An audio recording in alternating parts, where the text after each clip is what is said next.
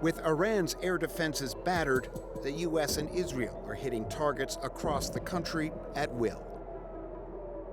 What the regime really cares about is regime survival. Secretary Hegseth said today that it could go up to 6 weeks, possibly longer. U.S. President Donald Trump says this campaign is only just beginning.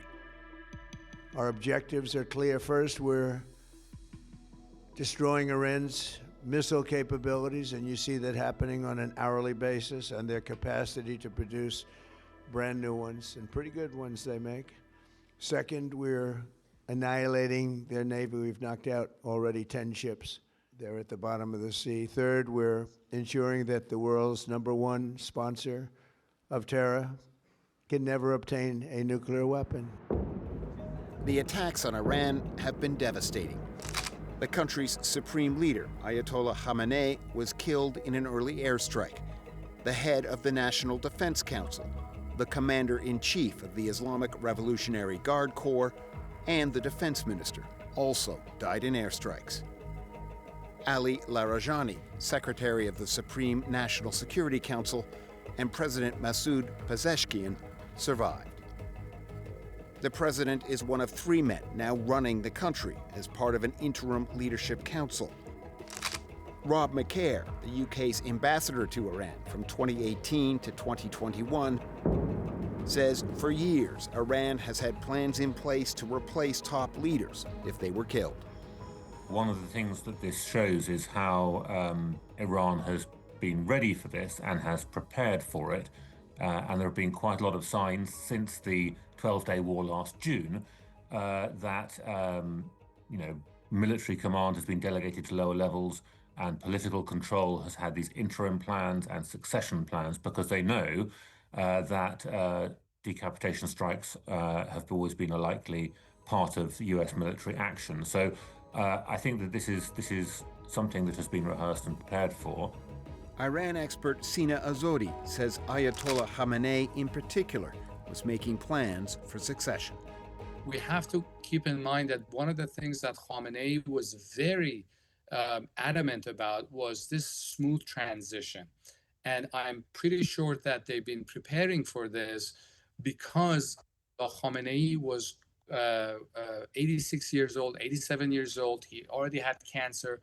There were already discussions of a succession process in the country. Under the Iranian constitution, a panel of experts will now select a new supreme leader.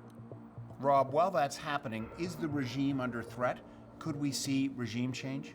The reality is that it still controls an awful lot of power on the street. It has the IRGC and the Basij militia who have been deployed during these recent strikes to quell any unrest on the streets.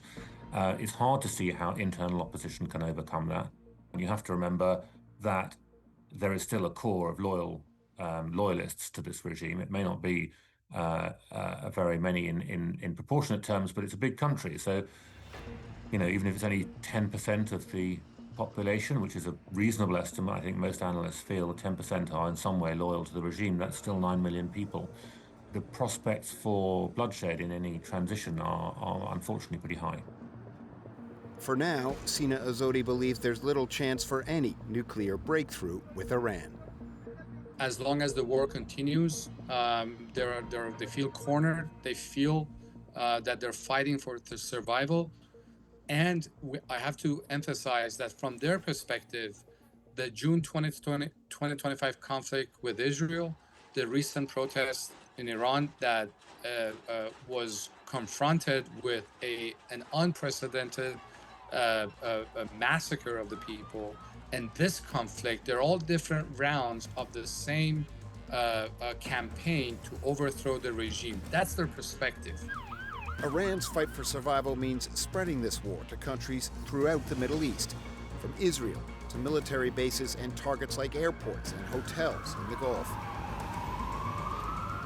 Pentagon correspondent Jared Zuba with Al Monitor in Washington says one key unknown is how long these sides can keep this up. It's not quite clear publicly the extent to which the Iranians have been able to rebuild their ballistic missile stockpile since the June 2025 war with with Israel. The United States also has certain limitations on how many interceptors it can produce over a given period of time. And these Iranian drones, which they can fire directly across the Gulf, cost $25,000, $30,000 to make, as opposed to $1 million Patriot interceptor. So this is a numbers game ultimately. And we're going to have to wait and see, if economic pressure on the price of oil and pressure from the United States' partners in the Gulf, capitals, is going to push the president in a different direction with this. Former UK Ambassador Rob McCare says Iran knows it can't win militarily. It doesn't have to. For Iran, there is no military victory in the sense of what they're doing, but for them, survival is victory. It's very, very clear. This has been characterized as a regime change war. If they are still in control at the end, however bloodied and decimated the regime is, they will declare victory.